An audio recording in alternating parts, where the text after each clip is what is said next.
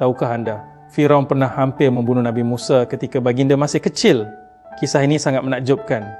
Pada suatu hari, ketika Nabi Musa masih kecil, sekitar usia 2 tahun, baginda dibawa oleh Asiyah, isteri Firaun, ke istana. Firaun sedang bersantai di kamarnya.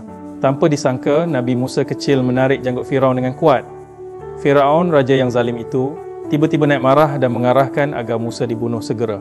Katanya, anak inilah yang akan meruntuhkan kekuasaanku. Namun Asiyah cepat-cepat mempertahankan Musa kecil. Jangan, dia hanya bayi yang tidak tahu apa-apa, kata Asiyah. Lalu dicadangkan satu ujian untuk menentukan sama ada Musa benar-benar berakal atau sekadar bayi biasa. Dihadapkanlah 2 pilihan kepada Nabi Musa kecil, sebiji bara api dan 2 butir permata. Jika dia memilih permata, itu tanda dia sudah berakal dan harus dibunuh. Tetapi jika dia memilih bara api, itu menunjukkan dia belum memahami apa-apa dan patut dibiarkan hidup. Dengan kuasa Allah Subhanahu Wa Taala, Nabi Musa kecil mengambil bara api itu dan memasukkannya ke dalam mulutnya.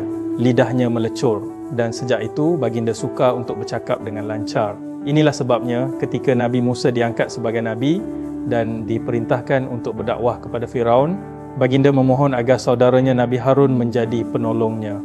Kerana Harun lebih fasih berbicara. Kisah ini membuatkan kita kagum dengan kebijaksanaan Allah Subhanahu Wa Taala. Jangan lupa like, komen dan kongsi kisah ini. Jangan lupa tulis Allahu Akbar di ruangan komen sebagai amal zikir.